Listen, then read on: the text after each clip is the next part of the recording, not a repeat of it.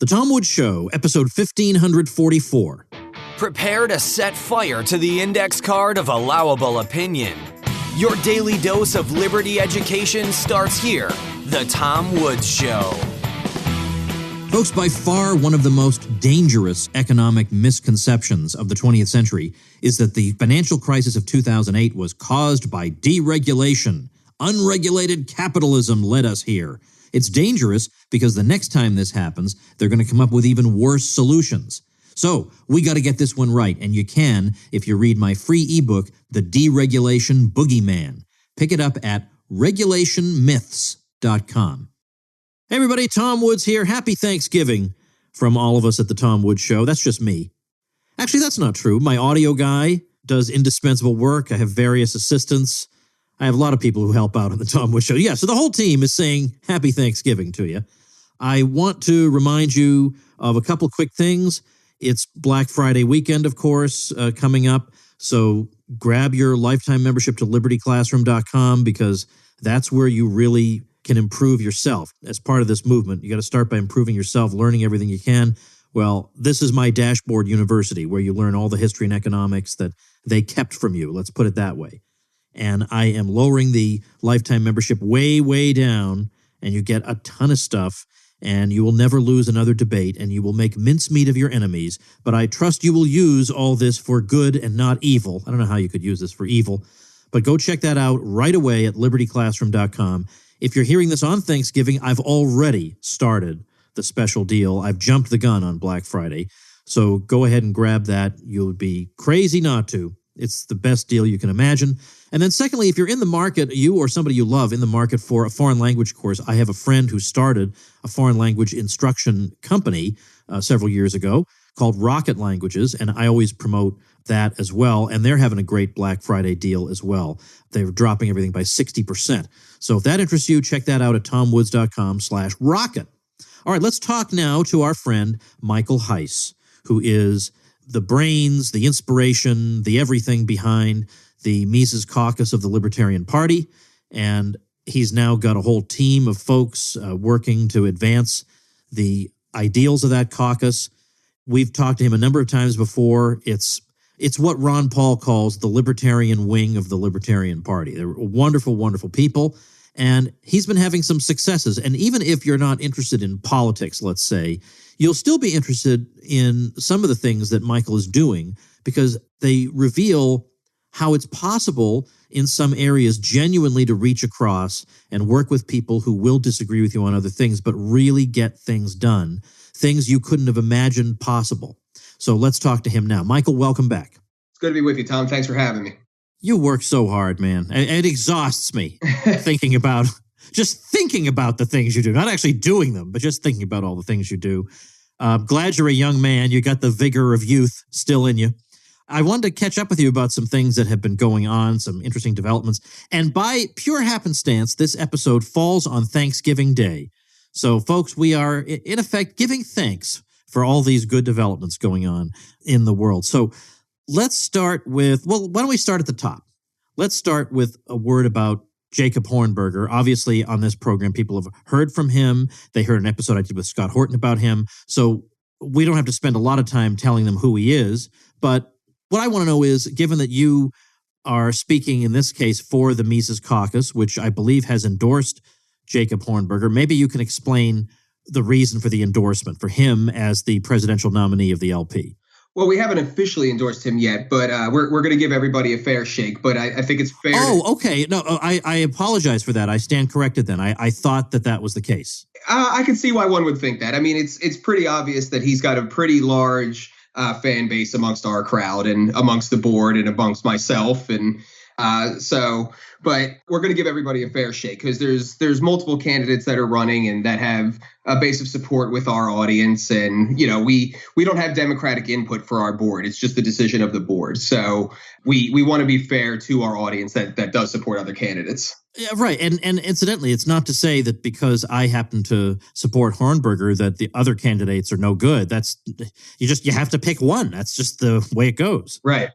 Yeah, absolutely. Yeah. So, but what do you want to say about him, though? Because, Scott Horton is maybe the most recent sort of high profile person to join the Libertarian Party.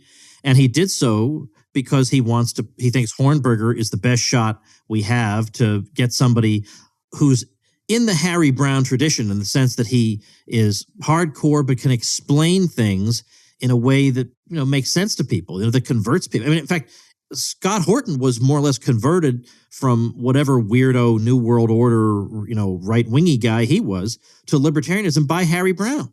Yeah. Yeah, I think what Hornberger brings to the table is kind of like what Scott was saying, is almost like a continuation of the Ron Paul revolution. He's very congenial. He's very steadfast. He's going to give it to you straight, but he's not going to be rude in doing it. And he's just going to stick to the truth. And I'm a big believer that the truth is radical in this society, and that is what gets people going.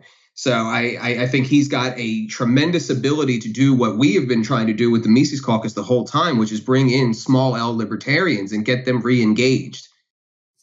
Now, explain to me and to the audience the process by which the libertarian nominee is chosen. It's not through a primary or caucus in every state the way that Republicans, Democrats do it.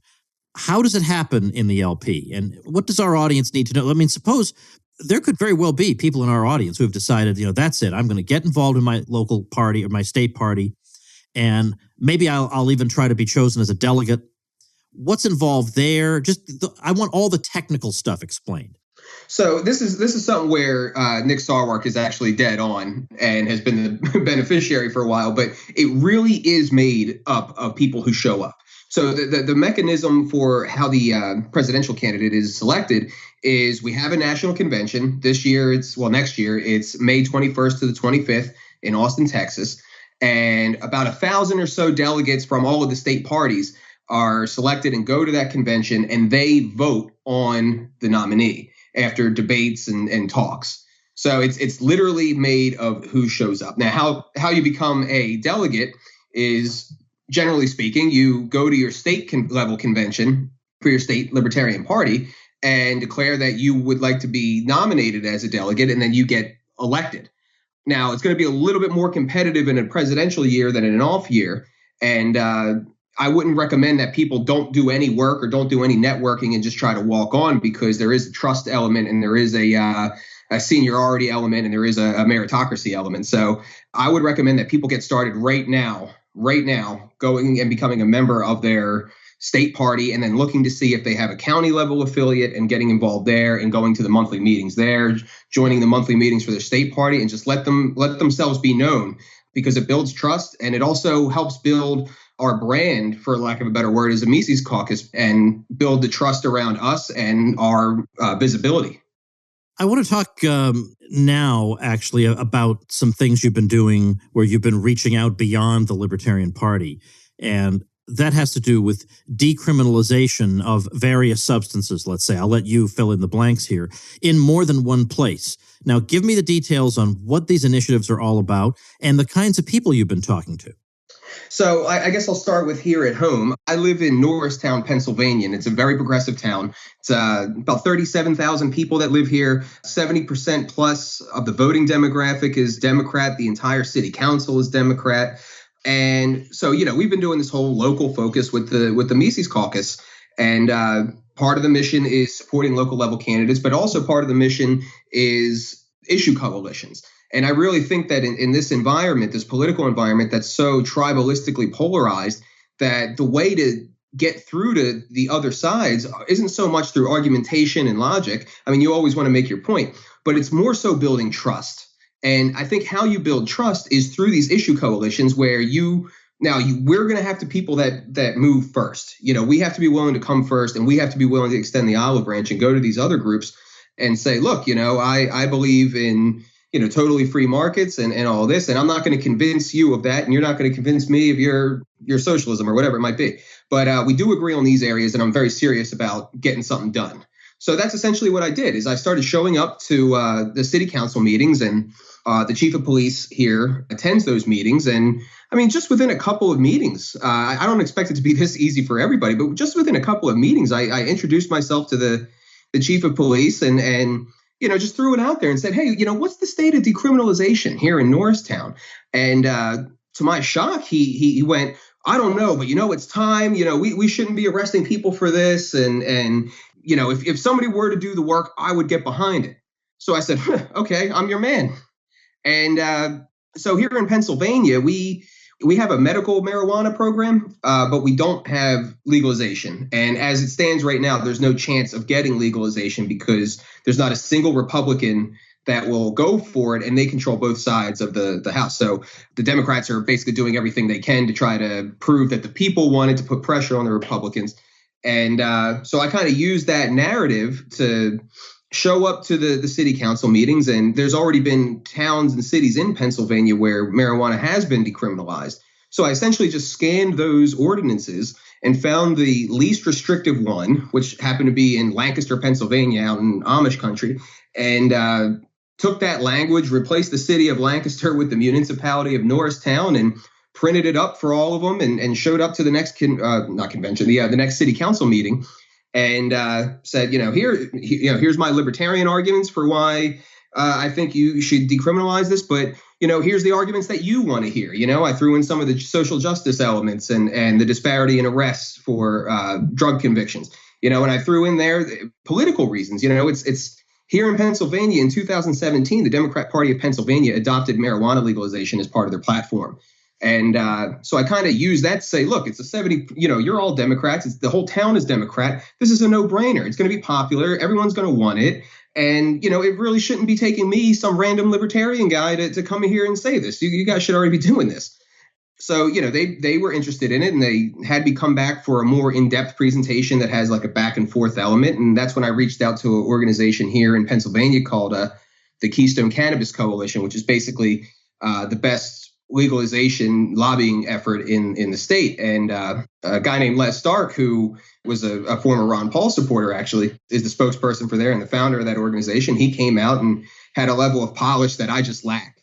And, really connected with them and made the case. And then all I did was follow up with some emails. And once the governor here finally came on board and said, oh, we should legalize, I followed up with an email again and said, now would be a good time to support him by decriminalizing here and putting pressure on the state. And then next thing I know, a couple weeks later, there's a news story that they voted to advertise the fact that they were going to legalize it, decriminalize it. Wow. I love this story. My favorite part of that story was you saying, I'm your man. Because I knew how that story was going to go, right? I knew it's Michael Heise. Of course he's going to volunteer to do this. Well, what's going on in Dallas then? So in Dallas, that's kind of a ripple effect of so you had Kevin Matthews from Decriminalize Denver on, and that was based around a ballot initiative effort in Denver, Colorado to decriminalize psychedelic mushrooms. And it was the first such effort in the country for that.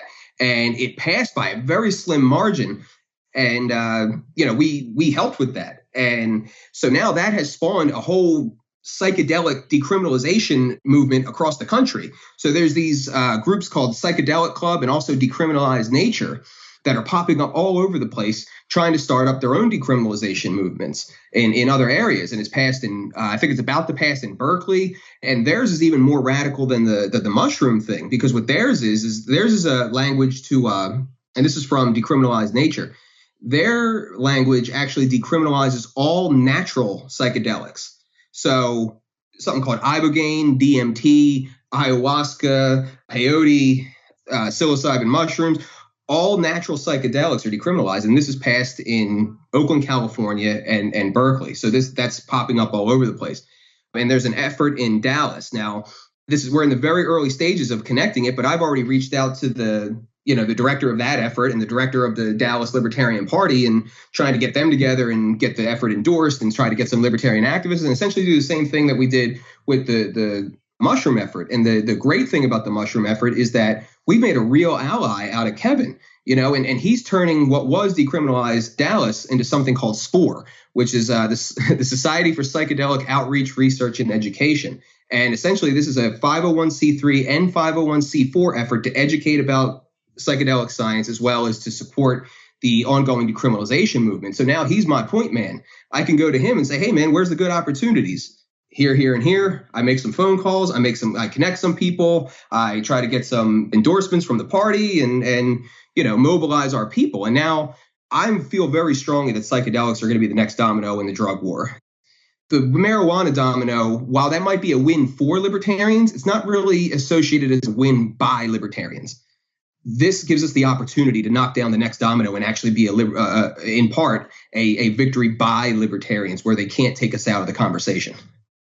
Yeah, that really, really is very exciting and frankly surprising. I thought a lot more time would have to pass before we'd be able to get there. And I remember that Denver initiative, and I told you this, I was following the returns and it looked like it was going to lose. So I went to bed that night thinking it had lost. And then I didn't check the news the next day. And then everybody's talking about like it won. And I thought, what? I'm sure I saw the opposite. That's how close it was, that thing. Now, I'd like to say, Michael, I would like to say that decriminalization initiative in Denver got the old Tom Woods show bump. We'll never know. We'll never really know. I will say that Kevin's very appreciative, and Kevin has come more our way philosophically because of that whole thing. Well, that is very nice. That's very nice to hear. Now, let's talk about another thing in your state of Pennsylvania. There was a certain Philadelphia City Council race that we were following closely. Talk about that, what happened there, and any lessons that might be learned. So, yeah, I was a part of the Maj Toure for City Council campaign from the beginning, and it was a very exciting race. The vote totals were underwhelming. You know, Maj was green at politics. Frankly, I'm green at running a campaign from the beginning to the end like that. And, he caught some flack for the underwhelming vote total, but I don't think that was the really important thing of the race. I mean, and to give people an idea of what we were up against, there's 7 at-large city council seats. Maj was running for one of them, and there's a rule in place that any one of the parties can hold 5 of those seats. So essentially, the Democrats run the table, they get all 5 of their people in, and the Republicans would get 2 in by default. So what happened this year is a couple of progressive Democrats went to essentially a fake third party called the Working Families Party and dumped a whole bunch of money into their 2 candidates there as an end run around that minor party protection to knock out the Republicans. And they actually did knock out one of the Republicans, and they came within 1,000 votes of knocking out the other one. So now 6 of the 7 seats are entirely progressive. So I don't know how large the appetite for libertarianism is in Philly. But again, that's not really what was exciting about it. What was exciting about it was being with Maj out in the trains and being with him on the streets and seeing the reaction that he gets from people that we just normally don't see show up to libertarian events. These people, I think, can be reached and brought into the party and evolved into our philosophy. I have other things I want to talk to you about, too. I don't actually know the details of the Texas Second Amendment project, but I'm sure you do. Yeah, so that's another one of the projects that we're working on. Jose Nino, he's been a guest on your show. We've contracted him to manage and organize an effort in Texas to get Second Amendment protection ordinances introduced in 5 towns in Texas. And there's kind of a narrative going on in Texas of a lot of people moving into Texas and changing the political landscape. A lot of people are thinking that it's going to go Democrat and that political result doesn't really match up with the culture on the ground. So we're kind of trying to utilize that narrative to say, well, the Democrats are coming. Let's protect our guns from the state level, even if they, take over the state. So that's Jose's job. And he's doing a great job. He's already juiced in with all of the gun organizations, and we should be able to get emails from them out to their constituency and connecting them to Jose. And based on that, it's going to give us the idea of where the strongest points are to target, and then you got Lake Jackson. So maybe, one of our doctor friends over there can, can give an endorsement. But yeah, it's very exciting. And for me, it personally makes me a bit tickled that the 2 big issue coalitions that we're working on right now are psychedelics with the left and guns with the right. Yeah. So the Mises Caucus then is about more than just trying to influence the Libertarian Party in a particular direction or endorsing a candidate or supporting a candidate here and there. But it is also about going out and doing what needs to be done to change the conversation and even change the law in various ways that would be favorable to us. Yeah, I mean, I think it's the only way that we're going to gain trust so that we can make the arguments. Right now, when you make the arguments, people are already on their team. They don't care. You're just the other side. But if you can establish that trust, then you can get behind that wall and you can get behind that barrier and start to have real conversations and meaningful conversations from a place of legitimacy and trust. And I think that's where the real change can happen and where real growth for us can happen. I'd like you to take a minute to talk about the race for chairman of the Libertarian National Committee. And this is the kind of issue that in many previous years would have been of interest only to party insiders. But even people who have no particular interest in the Libertarian Party, I think are interested in this chair race simply because of, well, some high-profile clashes that the current chair has had with some fairly high-profile libertarians. So that's made a lot of people sit up and take notice about what's going on. So what's the state of that race? I mean, that goes on just like the presidential one all the way up to the convention in May. Yeah. So right now there's 3 people running for chair of the Libertarian Party. It's Joshua Smith, who you've had on your show several times, and he is our endorsed chair candidate and a good friend of mine that everybody should support. It's him. It's Mike Shipley, who was the rent is theft guy. And there's another guy, I might screw his last name up, Todd Hagopian. And, he's got some business acumen and he's got some good stuff to say, but at the same time, he's not exactly immersed in the party and immersed in the culture and trusted by the delegates. So as of right now, Josh has a very clear path to winning the chair race. Now, I don't know if that's going to hold. There's a lot of speculation of, is Nick going to run again? And there's a lot of speculation of, is a guy who is currently on the LNC named Joe Bishop Henchman, who's associated with the what's called the Pragmatist Caucus, if he's going to run. But at the same time, I think Josh will have a very good shot no matter what happens, because he's really built a lot of credibility for himself. He's really got in and done the work for recruiting, and he's the biggest recruiter in the LP right now, at least on the LNC. And that's not just something I'm saying. That's something that the executive director of the party is noting him for and praising him for. He's done a lot of work on committees. He's done a lot of work on fundraising. He's done a lot of work to take care of the criticisms that people had for him on the first run. And you can just kind of tell that he's a little bit more experienced and a little bit more wise and a little bit more, hip to how to play it and gain that support. So I feel very good about it. I mean, we had a lot of energy going into the last race. Now we have a lot of momentum, and energy. I mean, where we were at 6 months before the last convention in 2018 versus 6 months ahead of the 2020 is just completely different places. It's getting to be pretty well known that Josh and us, and, thanks to you creating tomwoods.com/LP with your recruitment link, that we are the big recruiters in the party now, and no one can take that from us. Well, and that's kind of what I've been telling people, that if you want to be part of this, what Dave Smith and Scott Horton and I are hoping to do here with Hornberger and the Libertarian Party, namely remembering that it is called the Libertarian Party. And so for a lot of people, for better or worse, that's what they think libertarianism is. I mean, why wouldn't you think that? It's called the Libertarian Party. Yeah. I would expect that I would get green views if I went over to the Green Party, and if that's not the case, then for the sake of protecting the brand, we got to change that. And if you want to join us in doing that, you can join through my link. You'll see it on the Libertarian Party page. There's a page that has my show logo on it. I think that probably sends some kind of a message if people are coming in through me. So as you say, the link is tomwoods.com/LP. Now, I want to get back to an issue related to the National Convention. I'd like you to describe exactly what it is that a delegate does or can do at the convention. It's not just select the presidential nominee. There's a lot more that a delegate can do. So what goes on in the life of a delegate, basically, during the convention? So all of the important party business is handled by delegates at the National Convention. So what I mean by important party business is votes to change the platform. You could write up an amendment to the platform and submit it right now and have it added to the schedule. You could do that for the bylaws. You can show up and vote for the presidential candidates. And that's going to dominate our branding and messaging for the next year. You can vote for the officers. And then on top of that, it's also a big party. There's these breakout sessions, there's great speakers, there's friends that you've talked with for years online that they're all in one place, and it's a lot of fun.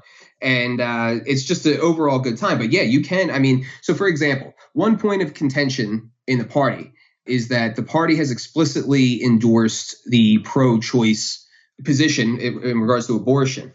And it's very contentious in the party because there's a lot of people that feel that violates the NAP and that's not really representative of all of libertarian thought or all of the constituency or anything like that. So there's a move on every year to try to have that plank removed from the platform and replaced with nothing, which is personally what I think should happen, because I think from a libertarian perspective, it's kind of a tautology. But yeah, I mean, if we had enough support for that, you could end that whole point of contention. You could try to do something about the overtly open borders position on there. And again, where I'm coming from on this is the party has already taken a position that we are not saying we're a minarchist party or an anarchist party, which I think opens those two particular issues up to a legitimate libertarian spectrum. And that by picking a side on these issues, we're not respecting that spectrum. We're essentially forcing one position within that spectrum down the throats of everybody else. And that's why they're fights, because they're not really debates. They're, well, my side has the platform and you lose and I win, and, nobody's happy. Well, or one side isn't happy. And, you could do something about that. There's all kinds of options available to you. Michael, as we sit here on Thanksgiving Day talking, or as this being aired on Thanksgiving Day, I'm actually reminded of a post on Facebook you did on Tuesday of this week, where you were just flabbergasted at where your life has taken you and how thankful you are to be where you are. Now, I don't want to embarrass you by reading, a Facebook post you didn't authorize me to read, but I don't know. I mean, I think this is one day out of the year that we are genuinely allowed to be sappy. So if you want to be sappy, here's your chance. Well, yeah. So, all right. What am I thankful for then? I mean, I'll stick with what I said in the post. Essentially, then is I've been a libertarian activist for over 10 years now. I mean, I'm 30 years old, and I've been involved in some way, shape, or form since I was 15. And my whole goal with the Mises Caucus was to kind of reignite the Ron Paul revolution and recapture that feeling. And I know you know what I'm talking about when I say that feeling, that spirit, that belief, that faith that we had, that something could actually be done about the status situation. And I never in my wildest dreams when I conceptualized this idea 2 years ago that I would be on your show 3 times, that I would be, having my picture taken at Ron Paul's dining room table with him and you and Lou. And I never imagined that there would be all of these people. I go to conventions now and I got people saying that they're inspired by me. And that's not something I set out for when I did this. You know what I mean? Like that's something I didn't see coming. And it's overwhelming. I honestly, I don't know how Jordan Peterson has been able to handle the incredible roller coaster ride that he's on, because this all feels super heavy for me. And I'm so grateful for everybody's support and for people to tell me that, man, this thing is starting to feel like the Ron Paul revolution. That's like truly special to me. So there's a lot to be thankful for, and there's a lot to look forward to, because as long as people stand by me, I'm not going to give up. Well, I'll tell you guys, one of the things I'm thankful for, now this is really going to get sappy, but I'm thankful for Michael here. Honest and truly, I'm saying that just from the bottom of my heart, that I see my youthful exuberance in him. Not that I don't still have the enthusiasm, but man, if I were running something, I would want Michael to be a part of it. There's a handful of people I've said that about on this show, and I would want Michael, because I know things would get done. Things would happen with him doing it. So the Mises Caucus is a very, very worthy group of folks to support. So tomwoods.com/LP if you want to be part of what we're doing. But then if they want to find out more about, support, or join the Mises Caucus of the Libertarian Party, where would they go? The website for where all that we're offering and you can get involved with us is takehumanaction.com. And then I'll give you some other links for some other solid resources for people who are interested in becoming delegates, or, we have the beginner's guide to the LP. We have the delegates checklist and stuff to really get people started. And I'll give you some reassurance, Tom. I haven't even evolved to my ultimate form yet, because I'm still working a day job. And there's going to come a day, I don't know when it's going to be, but there's going to come a day where that's not the case anymore. And I'm going to be able to organize my entire life around this. And that's going to be when I evolve to my ultimate form. Well, that's tremendous, and we'll certainly look forward to that day. So I'm going to have some really helpful links up at tomwoods.com/1544. So go check those out. I mean, look, by this point in the day, you've already talked to Aunt Zelda as much as you possibly can. You have nothing left to talk to her about, for heaven's sake. Sneak away and read these links over at tomwoods.com/1544. Thanks a lot, Michael. Happy Thanksgiving. Take human action. All right, folks, so if you do want to join up with what we're doing, then definitely join through my link. That does send a message, I think. So tomwoods.com/LP. And don't forget, it's Black Friday weekend. You can't possibly, you've been meaning every year, you've been meaning to do it, can't possibly pass up the Liberty Classroom deal. And by the way, we're just about to add a course on Latin American history. And you just, as I've said, you can't find Latin American history not taught by a Marxist. It's basically impossible. So we've got stuff that you're just not going to find anywhere else. So check it out at libertyclassroom.com, and I'll see you tomorrow for a really juicy episode with Dan McCarthy. Become a smarter libertarian in just 30 minutes a day. Visit tomwoods.com to subscribe to the show for free, and we'll see you next time. Like the sound of The Tom Woods Show? My audio production is provided by Podsworth Media. Check them out at podsworth.com.